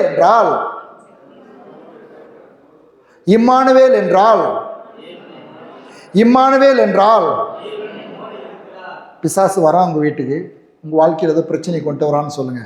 நீங்க ஒண்ணு மாத்திரம் சொல்லுங்க, பிசாசே உனக்கு தெரியுமா? இம்மானுவேல்ன்றதுக்கு அர்த்தம் தெரியுமா அப்படின்னு கேளுங்க. இப்போ நம்ம தனியாக போயிட்டு இருக்கும் பொழுது திருடன் வரான்னு வச்சுக்க. திருடன் வரும் பொழுது நீங்கள் பயப்படுவீங்க இல்லையா? எல்லாரும் பயப்படுவோம். அப்போ நம்ம தனியாக போயிட்டு இருக்கும் பொழுது நம்மளுக்கு முன்னாடியோ பின்னாடியோ பக்கத்துலையோ கொஞ்சம் அப்படி கூப்பிடுற தூரத்துலையோ கையேற்ற தூரத்துலையோ ஒரு போலீஸ் பாதுகாப்பு நம்மளுக்கு வந்துட்டு இருக்குது. அப்போ திருடன் வந்தால் என்ன சொல்லுவீங்க? எனக்கு போலீஸு எங்கூட இருக்கிறன்னு சொன்னாவே போதும். அவன் பார்க்கட்டும் பார்க்காத போட்டோம், போலீஸோடு கூட தான் நான் வந்துட்டு இருக்கிறேன் அப்படின்னு சொன்னாவே திருடன் ஓடி போயிடும். அது மாதிரி பிசாசு வந்தானா சொல்லுங்க, என்ன சொல்லுங்க? Emmanuel Emmanuel. ஹல்லேலூயா. அப்படின்னு என்ன அர்த்தம்? அர்த்தம் தெரியுமா? முதல் அர்த்தம் தெரியாத வந்துட்டு இருக்கிறீ அப்படின்னு சொல்லுங்க. யாரை பார்த்து வந்துட்டு இருக்கிற? யார் வீட்டுக்கு வந்துட்டு இருக்கிற? யாருக்கிட்ட வந்துட்டு இருக்கிற? யார்? என்ன என்ன தெரியுமா உனக்கு? இம்மானுவேல்னு ஒரு பேர் இருக்கு, தெரியுமா உனக்கு? தேவன். ஆமென். அப்ப எவ்வளவு என்றைக்கும் இல்லாத அளவுக்கு தேவன் நம்மேல் பிரியம் வைத்ததை கிறிஸ்துவின் பிறப்பிலே நான் பார்க்க முடியுது. பிரியம் வைத்ததுன்னா சும்மா பிரியம் வைத்துட்டு உங்க மேலே ரொம்ப பிரியம் வச்சிருக்கேன் சொல்ல ரொம்ப நேசிக்கிறீங்க, ரொம்ப உங்க மேலே பிரியம் வச்சிருக்கீங்க, ரொம்ப அன்பு காட்டுறாங்க, ஒரு காரியமும் அவங்களால நம்மளுக்கு வாய்க்காது, ஒன்றும் செய்ய மாட்டாங்க உலகத்தில். ஆனால் இவர் அன்பு காட்டுறன்னா இவருடைய அன்பை எப்படி வெளிப்படுத்தினார் தெரியுமா? இவருடைய பிரியத்தை எப்படி வெளிப்படுத்திருக்காரு தெரியுமா? பிரியத்தையும் அன்பையும் வெளிப்படுத்துறதுக்கு, ஜனங்கள் மேல் வச்ச பிரீத்தி அன்பை வெளிப்படுத்துறதுக்கு இன்றைக்கு வரைக்கும், அன்றைக்கு தொடங்கினது அந்த 2 நாட்கள் 400 ஆண்டுகள் அப்படின்னு சொன்னதுக்கு பிறப்பு இயேசுவின் பிறப்பை அறிவிக்கும்படியாய் தேவ தூதர்கள் வந்து மரியாளுக்கு தரிசனம் கொடுத்து, பிறகு யோசேப்போடு கூட பேச ஆரம்பித்து, மேய்ப்பர்களோடு பேச ஆரம்பித்து, 3 சாஸ்திரிகளோடு பேச ஆரம்பித்து, மற்றவர்களோடு அங்க இருக்கிற எலிசபெத்தோடு பேச ஆரம்பித்து, அதற்கு பிறகு எலிசபெத்தினுடைய அவனுடைய கணவனோடு சகரியாவோடு பேச ஆரம்பித்து, இப்படி பேச ஆரம்பித்தவர், தம்முடைய ஆவியை ஊற்ற ஆரம்பித்தவர், எலிசபெத் ஆவியில் நிரப்புறாரு, மரியாள் ஆவியில் நிரப்புறாரு, சகரியா ஆவியில் நிரப்புறாரு, பின்பு பிள்ளை ஆவியில் நிரப்புறாரு, வார்த்தை கொடுக்கிறார், ஆவியில் நிரப்புறாரு, வார்த்தை தொடங்கினவர் இன்றைக்கு வரைக்கும் அதிகமாய் அதை செய்து கொண்டே இருக்கிறார். ஹல்லேலூயா. இயேசுவின் பிறப்பில் துவங்கிவிட்டது. அவருடைய ஆவியை ஊற்றுவதும் துவங்குறாரு. பின்னாடி வரும் பொழுது அவர் ஆவியில் நிரம்புறாரு. யோவான் ஞானஸ்தானம் எடுக்கும் பொழுது ஆவியானவர் புறாவை போல இறங்கி வராரு. பிறகு அவர் சொல்றாரு, கர்த்தருடைய ராஜ்யம் என்கிறது கர்த்தருடைய விரலினாலே பிசாசுகளை துரத்துகிறன்னு சொல்றாரு. தம்மை விசுவாசிக்கிறவர்களுக்கு ஆவியை ஊற்றுறாரு, ஊதி பரிசுத்தாவை பெற்றுக்கொள்ளுங்க அப்படின்னு சொல்றாரு. பரிசுத்தாவை பெற்றுக்கொள்கிறதுக்காக காத்திருங்கள் அப்படின்னு சொல்றாரு. காத்திருக்கிறாங்க. அன்னைக்கு காத்திருந்தாக்க என்றைக்கு இல்லாத அளவுக்கு எல்லாரும் பைத்தியக்காரர்கள், இவர்கள் பைத்தியம் பிடிச்சவர்கள், இவர் மதுபானத்தால் நிறைந்திருக்கலாம் என்று சொல்ற அளவுக்கு அவன் யோவேல் தீர்க்கதரிசியின் வசனம் நிறைவேறும்படியாக அப்போஸ்தலர் நடபடியில் காத்திருந்தான். அப்போஸ்தலர் மீது ஆவியை ஊற்றுகிறார். அன்றைக்கு என்று ஆவியில் நிறைந்து எந்திரிச்சு இன்றைக்கு நாமெல்லாம் கூட இந்த அளவுக்கு பிரசங்கம் பண்றோம். ஒண்ணுமே இல்லை. பழைய ஏற்பாட்டில் என்ன சொல்லப்படாதோ அப்படியே சொல்லிட்டு வரோம், அவ்வளவுதான். பேதுரு பிரசங்கத்தை பார்த்தாக்கா இன்னைக்கு உங்களுக்கு ஒண்ணுமே தெரியாது. இன்னைக்கு அதை காட்டிலும் 1000 மடங்கு சிறப்பாக பிரசங்கம் பண்ணுகிற தேவ ஊழியக்காரர்கள் எழும்பி இருக்கிறார்கள். சாதாரணமா ஒரு பிரசங்கம் பண்றான், 3000 பேர் ரட்சிக்கப்பட்டார்கள் அப்படின்னு. அப்ப இதெல்லாம் என்ன நடக்குதுன்னா, ஆவியும் வார்த்தையும் கலந்து உலகத்திலே செயல்பட துவங்கி விட்டது. ஆமென். ஹல்லேலூயா. பரிசுத்த ஆவியானவரும் வார்த்தையும், பரிசுத்த ஆவியாகிய தேவனும் வார்த்தையாகிய தேவனும் உங்களுடைய வாழ்க்கையிலும் என்னுடைய வாழ்க்கையிலும் நிரம்பி நிரம்பி நிரம்பி இருக்கும் பொழுது வறுமைகள் மாறும், தீமைகள் நன்மையாய் மாறும். தேவன் கிறிஸ்துவின் பிறப்பிலே நினைவு கூறப்போகிற நாளிலே நாம் அறிந்து கொள்கிற மிகப்பெரிய ஒரு சத்தியம். ஆமென். ஹல்லேலூயா. ஆவியானவரும் வார்த்தையும் நமக்கு ஏராளம் தாராளமாய் கொடுக்கப்படுகிறது. எவ்வளவு நாள் ஆவியில் நிரம்புங்க, ஆவியில் நிரம்பி ஆராதிங்க, ஸ்தோத்திரம் பண்ணுங்க, துதிங்க. வார்த்தை எவ்வளவு நாளும் வாசிங்க, அறிக்கை பண்ணுங்க, விசுவாசிங்க, பாடுங்க, துதிங்க, ஸ்தோத்திரம் பண்ணுங்க. அளவே கிடையாது. வாழ நிரம்ப நிரம்ப நிரம்ப நிரம்ப அது மிகவும் அற்புதமான ஒரு அனுபவம், அது அதிசயமான ஒரு அனுபவம். லூக்கா 1:28 அங்கே சொல்லப்படுகிறது, அவள் இருந்த வீட்டில் பிரவேசித்து கிருபை பெற்றவளை வாழ்க, கர்த்தர் உன்னுடனே கூட இருக்கிறார், ஸ்திரீகளுக்குள்ளே நீ ஆசீர்வதிக்கப்பட்டவள் என்றான். அவளோ அவளை கண்டு அவன் வார்த்தையினால் கலங்கி இந்த வாழ்த்துதல் எப்படிப்பட்டதோ என்று சிந்தித்து கொண்டிருந்தாள். தேவதூதன் அவளை நோக்கி, மரியாளே பயப்படாதே, நீ தேவனிடத்தில் கிருபை பெற்றாய், நீ கர்ப்பவதியாகிய ஒரு குமாரனை பெறுவாய், அவருக்கு இயேசு என்று பெயரிடுவாயாக. அவர் பெரியவராயிருப்பார், உன்னதமானுடைய குமாரன் எனப்படுவார். கர்த்தராகிய தேவன் அவருடைய பிதாவாகிய தாவீதின் சிங்காசனத்தை அவருக்கு கொடுப்பார். அவர் யாக்கோபின் குடும்பத்தாரை என்றென்றைக்கும் அரசாளுவார், அவருடைய ராஜ்யத்துக்கு முடிவிராது என்றான். அதற்கு மரியாள் தேவதூதன் நோக்கி, இது எப்படி ஆகும், புருஷனை அறியேனே என்றால். தேவதூதன் அவளுக்கு பிரதியுத்தரமாக, பரிசுத்த ஆவி உன்மேல் வரும், உன்னதமானுடைய பலம் உன்மேல் நிழலிடும், ஆதலால் உன்னிடத்தில் பிறக்கும் பரிசுத்தமானது தேவனுடைய குமாரன் எனப்படும். இதோ உனக்கு இனத்தலாக இருக்கிற எலிசபெத்தும் தன் முதிர் வயதிலே ஒரு புத்திரனை கற்பம் தரித்திருக்கிறாள். மலடி எனப்பட்டவளுக்கு இது 6ஆம் மாதம், தேவனாலே கூடாத காரியம் ஒன்றுமில்லை என்றான். அதற்கு மரியாள், இதோ நான் ஆண்டவருக்கு அடிமை, உம்முடைய வார்த்தையின்படியே எனக்கு ஆக கடவுது என்றார். அப்பொழுது தேவதூதன் அவனிடத்திலிருந்து போய்விட்டான். கேள்வி கேட்க வேண்டாம், சில காரியங்கள் நம்மளுக்கு புரியாது. பாருங்க, யோசேப்புக்கு புரியல, எப்படிப்பா இவ கற்பம் தரிச்சா, சிந்திச்சுட்டு இருக்கிறான், ஒதுக்கி விட்டுலான்ட்டு தேவனுடைய வார்த்தை வருகிறது. அதே நேரத்தில் மரியாள் இது எப்படி ஆகும்னு சொல்லி சிந்திச்சுட்டு இருக்கிறா. மரியாதை பயப்படாத தேவனிடத்து அந்த வார்த்தையினால் கலங்கி பாருங்க, அவருடைய வார்த்தையினால் கலங்கி இந்த வாழ்த்தல் எப்படிப்பட்டதோ என்று சிந்திச்சுட்டு இருக்கிறான். அப்ப என்ன பண்ண தெரியுமா, நம்முடைய சில காரியங்கள் நம்முடைய மூளைக்கும் நம்முடைய சிந்தனைக்கும் நம்முடைய அறிவுக்கும் எட்டாத விதங்களில் நடக்கும் பொழுது கலங்க வேண்டாம், கேள்வி கேட்க வேண்டாம், சந்தேகப்பட வேண்டாம். வார்த்தைக்கு கீழ்ப்படிந்தால் ஆசீர்வாதங்கள் உண்டு. ஆமென். எல்லாம் புரியணும்னு அவசியம் கிடையாது. எல்லாம் வேதத்தை முழுசும் நான் புரிஞ்சுதான் நம்புவேன், இயேசு பத்தி சுத்தமா தெரிஞ்சுதான் நம்புவேன், என்னைக்குமே நம்ப முடியாது. புரியணும்னு அவசியம் இல்லை. புரிய வேண்டிய காரியங்களை தேவன் புரிய வைப்பார். மறைவானது தேவனுக்கே உரியது. ஆமென். அப்படியே சொல்கிறது. உங்களுக்கு புரியலையா, இயேசுவை நம்புவோம். எது தெரியலனாலும் இயேசு நல்லவர். ஆமென். இயேசுவின் வார்த்தைகளை சில நேரத்தில் நம்ப முடியாது. இன்றைக்கு இவ்வளவு பிரசங்கம் பண்ணாலும் கூட சில வார்த்தைகளை வாசிக்கும் பொழுது ஒண்ணுமே புரியறதில்லை. பழைய ஏற்பாட்டில் பல ஊழியக்காரர்கள் நான் கேள்வி கேட்டிருக்கிறேன், இந்த வார்த்தை ஏன் இப்படி எழுதப்பட்டிருக்குதுன்னு. அவங்க சொல்றாங்க, எங்களுக்கும் தெரியல, இயேசுவை நம்பு. ஹல்லேலூயா. நம்மளுக்கு தெரியலன்றதுக்காக அதை போட்டு குழப்ப வேண்டியதில்லை, எதை தவறாய் சிந்திக்க வேண்டியதில்லை, நாம் கேள்வி கேட்க வேண்டியதும் இல்லை. அவர் சொல்லுகிறார், எனக்கு தெரியலப்பா, எனக்கு தெரியல, கன்னியா இருக்கிற நான் கற்பம் தரிக்கிறது எப்படின்னு எனக்கு தெரியல, ஆனா ஒண்ணு மாத்திரம் எனக்கு தெரியும், உங்களை நம்புறேன். ஆமென். ஏன் இப்படி என் வாழ்க்கையில் நடக்குதுன்னு எனக்கு தெரியல, ஆனா நீ நல்லவர் என்பதை நம்புகிறேன். ஆமென். அப்படிப்பட்ட நம்பிக்கை தான் நம்முடைய வாழ்க்கையில் அற்புதத்தை கொண்டு வரும். கேள்வி கேட்கிறா, எப்படி நடக்கும், எப்படி நடக்கும், எப்படி நடக்கும். ஆனா ஒண்ணு தெரியும், தேவனால் கூடாத காரியம் ஒண்ணு இல்லை. இன்னைக்கு கூட நம்முடைய வாழ்க்கையில் அப்படி கேள்வி கேட்கிறோம் இல்லையா, எப்படி நடக்கும், இது எப்படி நடக்கும், இது எப்படி நடக்கும், இது ஏன் நடக்குது, இது ஏன் அப்படி நடக்குது. பல இடத்துல என்னை குறித்து நானே கேட்கிறேன், ஏன் இப்படி நடக்குது ஆண்டவரே, ஏன் இப்படி நடக்குது, ஏன் இப்படி என்ன, ஏன் இப்படி என்ன என்னுடைய வாழ்க்கையில் நடக்குதுன்னு சொல்லி நானும் கேள்வி கேட்கிறேன், நீங்களும் கேள்வி கேட்கறீங்க. ஆனா ஒண்ணு மாத்திரம் தெரியும், தேவனால் கூடாத காரியம் ஒண்ணு இல்லை. ஆமென். அப்படி நம்பினா போதும். அப்ப உடனடியா தேவன் சொல்லுகிறான், அவன் தேவனால் கூடாத காரியம் ஒன்றும் இல்லைன்னு சொல்லுகிறான். அவள் சொல்கிறாள், உங்க வார்த்தை நடக்கட்டும் டாடி. ஆமென். நான் ரத்த சாட்சியா மறிக்கிறதா, ஓகே, நான் ஒத்துக்கிறேன். என்னை கொண்டு ஏதோ செய்யணும்னாக்கா நான் ஒத்துக்கிறேன். ஆனா எனக்கு புரியல, நான் சிந்திக்கிறேன் எப்படி நடக்கும்னு சொல்லி. என்னுடைய மூளைக்கு எட்டுலனாலும் பரவாயில்ல, இயேசுவை நம்புவோம். ஆமென். நாம் எழுந்து நிற்போம், இயேசுவை முழுமையாய் நம்புவோம். நமக்கு சில புரியாத காரியங்கள் இருந்தால் அதை நாம் கேள்வி கேட்க வேண்டாம், தயவு செய்து சந்தேகப்பட வேண்டாம், தயவு செய்து அவிசுவாசப்பட வேண்டாம், சோர்ந்து போக வேண்டாம். இயேசுவினால் எல்லாம் கூடும், தேவனால் எல்லாம் கூடும். ஆமென். அவருடைய மாதிரி ஆகும், அவளால் எல்லாம் ஆகும், எல்லாம் ஆகும். நாம் ஒன்றை மாத்திரம், அப்பொழுது கன்னியாக இருந்த அந்த மரியாள் ஆவியால் நிரப்பப்பட்டாள். வார்த்தை அவளுக்கு கொடுக்கப்பட்டது. அவள் போய் எலிசபெத்தை சந்திக்க போகிறாள். பாருங்க, அங்கே போன உடனே அங்கேயும் கூட ஆவியானவரும் வார்த்தையும் இணைந்து செயல்படுகிறதை நாம் பார்க்க முடியும். லூக்கா 1:40 வாசிக்கிறேன். என்னோடு கூட நீங்களும் கூட இதை மனதிலே நீங்கள் நினைத்து கொள்ளுங்க. சகரியான் வீட்டுக்குள் பிரவேசித்து எலிசபெத் வாழ்த்தினாள். எலிசபெத் மரியாதை வாழ்த்துதலை கேட்ட பொழுது அவருடைய வயிற்றிலிருந்து பிள்ளை துளிட்டு எலிசபெத் பரிசுத்த ஆவியினால் நிரப்பப்பட்டு. ஆமென். யார் நிரப்பப்படுறாங்க? எலிசபெத் பரிசுத்த ஆவியினால் நிரப்பப்பட்டு உரத்த சத்தமாய், ஸ்திரீகளுக்குள் நீ ஆசீர்வதிக்கப்பட்டவள், உன் கற்பத்தின் கனியும் ஆசீர்வதிக்கப்பட்டது, என் ஆண்டவருடைய தாயார் என்னிடத்தில் வந்தது எனக்கு எதனால் கிடைத்தது. அப்ப இந்த ஆண்டவருடைய தாய் ஏற்கனவே கன்னியாய் இருக்கிறவள் கற்பம் தெரிஞ்சுக்கிறாள். எப்படி நீ கற்பம் தரிச்சே அப்படின்னு சொல்லி கேள்வி கேட்க வேண்டிய ஒரு எலிசபெத், முதிர் வயதானவ, உனக்கு திருமணமே ஆகலையே, நீ எப்படி கற்பம் தரித்த அப்படின்னு சொல்லி இந்த மரியாதை பார்த்து கேள்வி கேட்கணும். மூளை அறிவில யோசித்தாக்கா, இந்த மாம்சத்தின்படி யோசித்தாக்கா, அந்த எலிசபெத் மரியாதை பார்த்து என்ன கேட்கணும், இது எப்படி நடந்துச்சு, இது என்ன காரியம், இது பயங்கர அவமானமாச்சே, நீ கல்லெறிந்து சாக வேண்டுமே அப்படின்னு சொல்லி கேள்வி கேட்க வேண்டிய எலிசபெத்தை ஆவியானவர் நிரப்பும் பொழுது அவள் ஆண்டவருடைய தாய் என்று சொல்லுகிறாள். ஆமென்.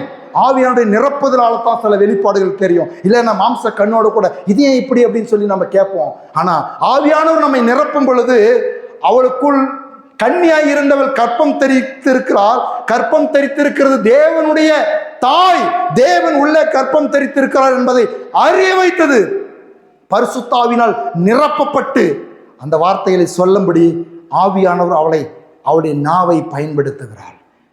அப்ப மரியாள் சொல்கிறார், இதோ நீ வாழ்த்தின சத்தம் என் காதில் விழுந்தவுடனே என் வயிற்றுள்ள பிள்ளை களிப்பாய் துளிற்று, விசுவாசத்திலே பாக்கியவதி கர்த்தரால் உனக்கு சொல்லப்பட்டவைகள் நிறைவேறும். எல்லாம் சொல், கர்த்தரால் சொல்லப்பட்டவைகள் நிறைவேறும். ஏன் இந்த வார்த்தையை எலிசபெத் சொல்றா தெரியுமா? இந்த கன்னியா இருக்கிற இந்த மரியா என்னென்னமோ சொல்லிட்டான், தேவத்தோதை என் புத்திக்கும் என் அறிவுக்கும் எட்டாத வார்த்தைகள் எல்லாம் சொல்லிட்டான். இது எப்படி நிறைவேறும்? நான் எப்படி கர்ப்பம் தரிக்க முடியும்? நான் எப்படி பிள்ளையை பெற முடியும்? என் வாழ்க்கையில் இது எப்படி நடக்க முடியும்னு சொல்லி கலங்கி போறா, கலங்கி போகிறா. எப்படி இது நடக்கும்? என்னென்னமோ சொல்லிட்டானே, எனக்கு பயந்து போய் நான் நம்முடைய வார்த்தை இப்படி ஆகட்டும்னு சொல்லி ஒப்பு கொடுத்துட்டு வந்துட்டே அப்படின்னு சொல்லி எலிசபெத்தை சந்திக்கிறா. அங்க அதற்கும் எலிசபெத்தை சந்திக்கிற நேரத்தில் ஆவியானவர் எலிசபெத்தை நிரப்புகிறார். நிரப்பி ஒரு ஆறுதலை கொண்டு வருகிறார். மகளே, நீ நம்பிட்டல, நீ நம்பனல்ல, அவரால் என்னென்ன சொன்னதோ, தேவனால் என்னென்ன உனக்கு சொல்லப்படுதோ அதெல்லாம் நிறைவேறுமா, பயந்துராத. சொல்லப்பட்டவைகள் நிறைவேறும். எல்லாம் சொல்லப்பட்டவைகள் நிறைவேறும். உடனடியாக தேவ ஆவியில் அநேக பரிசுத்தவான்கள் சொல்லுகிறாங்க, வேத பண்டிதர்கள் சொல்லுகிறாங்க, ஒரு கிராமத்து பெண், ஒரு கிராமத்தில் வாழ்ந்ததான மரியாள் என்கிறதான சாதாரண ஒரு பெண் இப்படிப்பட்டதான ஒரு பாட்டை, இந்த லூக்கா எழுதின சுவிசேஷம் 1வது அதிகாரம் அதில் 46 வசனத்திலிருந்து மரியாளுடைய பாட்டு என்று சொல்லி, மரியாளுடைய வாழ்த்து, மரியாளுடைய போயம், இது அவள் எழுதியிருக்க முடியாது, வேற யாரோ எழுதி மரியாள் எழுதுனது போல அங்கே ஆட் பண்ணியிருக்காங்கன்னு சொல்லியெல்லாம் சந்தேகப்படுறாங்க. ஆனால் அற்புதமாக இவள் இப்படி பாடுகிறதற்கு நீங்களும் நானும் விசுவாசிக்க முடியும். தேவனுடைய ஆவியான உதவி செய்தார். ஆமென். அப்பொழுது மரியாள், என் ஆத்துமா கர்த்தரை மகிமைப்படுத்துகிறது, என் ஆவி என் இரட்சகராகிய தேவனில் களி கூறுகிறது. அவர் தம்முடைய அடிமையின் தாழ்மையை நோக்கி பார்த்தார். இதோ இது முதற்கொண்டு எல்லா சந்ததிகளும் என்னை பாக்கியவதி என்பார்கள். வல்லமையுடைய ஒரு மகிமையானவளை எனக்கு செய்தார். அவருடைய நாமம் பரிசுத்தம் உள்ளது. அவருடைய இரக்கம் அவருக்கு பயந்தவர்களுக்கு தலைமுறைக்கும் உள்ளது. அவர் தம்முடைய புயத்தினாலே பராக்கிரம் செய்தார். இறுதிய சிந்தையில் அகந்தியுள்ளவர்களை சிதறடித்தார். பலவான்களை ஆசனங்களிலிருந்து தள்ளி தாழ்மையுள்ளவர்களை உயர்த்தினார். பசியுள்ளவர்களை நன்மையால் நிரப்பி ஐஸ்வர்யமுள்ளவர்களை வெறுமையாக அனுப்பிவிட்டார். நம்முடைய பிதாக்களுக்கு அவர் சொன்னபடியே ஆபிரகாமுக்கும் அவன் சந்ததிக்கும் என்றென்னைக்கும் இரக்கம் செய்ய நினைத்து, எல்லாரும் சொல்லுங்க, தம்முடைய தாசனாகிய இஸ்ரவேலை ஆதரித்தார். 2 கரங்களை வைத்து சொல்லுங்க, என்னை ஆதரித்தவரே, உம்முடைய வார்த்தையை கொடுத்து, உம்முடைய வல்லமையை கொடுத்து என்னை ஆதரித்தவரே, என்னை ஆதரிக்கிறவரே, இன்னும் முதற்கொண்டு ஆதரித்துக் கொண்டு இருக்கிறவரே, இதுவரையிலும் ஆதரித்தவரே, ஆதரிக்கிறவனுடைய வார்த்தைக்காய் நன்றி, ஆதரிக்கிறவனுடைய வல்லமைக்காய் நன்றி. நன்றி அப்பா, நன்றி, நன்றி இயேசுவே, நன்றி பரிசுத்த ஆவியானவரே. இம்மட்டும் எங்களை ஆதரித்தவரே உமக்கு நன்றி. இம்மட்டும் எங்களை ஆதரிக்கிறவரே உமக்கு நன்றி. இன்றைக்கு உம்முடைய வார்த்தையை கொடுத்து, உம்முடைய வல்லமையை கொடுத்து, உம்முடைய அபிஷேகத்தை கொடுத்து, உம்முடைய ஆற்றலை கொடுத்து, உம்முடைய வார்த்தைகளை ஒவ்வொரு நாளும் கொடுத்து, ஒவ்வொரு நிமிஷமும் கொடுத்து, ஆண்டவரே, நாங்கள் சோர்ந்து போகும் பொழுது, நாங்கள் மாம்சத்தில் சிந்திக்கும் பொழுது, உடைந்து போகும் பொழுது, உள்ளத்தில் நொறுக்கப்படும் பொழுது, உம்முடைய வார்த்தைகளை கொடுத்து ஆதரித்தவரே, உம்முடைய வல்லமையை கொடுத்து ஆதரித்தவரே.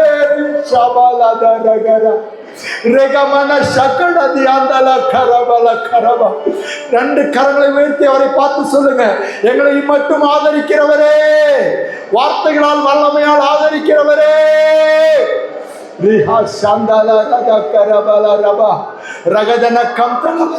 ஒருவேளை என்னை ஆதரிக்க யார் இல்லைன்னு சொல்றீங்களா? அவருடைய வல்லமை உண்டு, அவருடைய வார்த்தை உண்டு. இன்றைக்கும் உங்களை ஆதரிக்கும், நாளைக்கும் உங்களை ஆதரிக்கும், உங்கள் வாழ்நாள் முழுவதும் உங்களை ஆதரிக்கிற தேவனுடைய வல்லமை, பரிசுத்த ஆவியாகிய தேவன், அவருடைய வார்த்தையாகிய தேவன். ஒவ்வொருவருக்கும் உம்முடைய ஆதரவு உண்டாவதாக, உம்முடைய பிரியம் உண்டாவதாக, இன்னும் அதிகமாய், இன்னும் அதிகமாய் உம்முடைய வல்லமையினாலும், உம்முடைய வார்த்தையினாலும் உம்முடைய ஜனங்களை நிரப்பி ஆதரிப்பீராக. கபர சதல கபதி அந்தரபுக்கோ ரேக்கே மேனே தியா தொடரோபோ ஷக்கல ரத்தல கியந்தன ஷபரவாதி அந்தலோரோ ரேபா ஷக்கபால திட கரபா. என்னை யாரும் ஆதரிக்கலன்னு சொல்லி கலங்குகிற பிள்ளைகளுக்கு ஆண்டவரே, இந்த சத்தத்தை கேட்டு கொண்டிருக்கிற, எப்பொழுதாலும் அந்த சத்தத்தை கேட்கிறாங்களோ, எங்கென்னெல்லாம் கேட்கிறாங்களோ, எங்கள் எல்லைகளில் எங்கள் சொந்த பந்தங்கள், எங்கள் உறவுகள், எங்கள் கிராமத்தில் இருக்கிற ஒவ்வொருவருக்காக நாங்கள் ஜெபிக்கிறோம். இயேசுவின் நாமத்தில் உம்முடைய ஆதரவு உண்டாவதாக. கமாரா ஷாகாபா தாடா ரபா தலா கரபா ரேகே மேத்தே தோடோரோ போலோ शांदाला हरा शकुड़ा हदना मतरबला शकरबा दीदरबलबा मलहत मन भड़ा तरा शकुरंदला करबा. மகிமையெல்லாம் உமக்கு செலுத்துகிறோம், மகிமையெல்லாம் உமக்கு செலுத்துகிறோம். உம்முடைய ஆதரவுக்காய் நன்றி, உம்முடைய ஆதரவுக்காய் நன்றி, உம்முடைய ஆதரவுக்காய் நன்றி. எங்களை ஆதரிக்க துவங்கி விட்டீர், ஆதரித்து கொண்டு இருக்கிறீர். உம்முடைய வல்லமையை கொடுத்து ஆதரிக்கிறீர், உம்முடைய வார்த்தையை கொடுத்து ஆதரிக்கிறீர். நன்றி செலுத்துகிறோம், நன்றி செலுத்துகிறோம், நன்றி செலுத்துகிறோம், நன்றி செலுத்துகிறோம். தொடர்ந்து எங்கள் ஒவ்வொருவரையும் ஆதரிப்பீராக, தொடர்ந்து எங்கள் ஒவ்வொரு வார்த்தையின்படியே ஆதரிப்பீராக. தம்முடைய தாசனாகி இஸ்ரவேலை ஆதரித்தார் என்று எழுதியிருக்கிறது.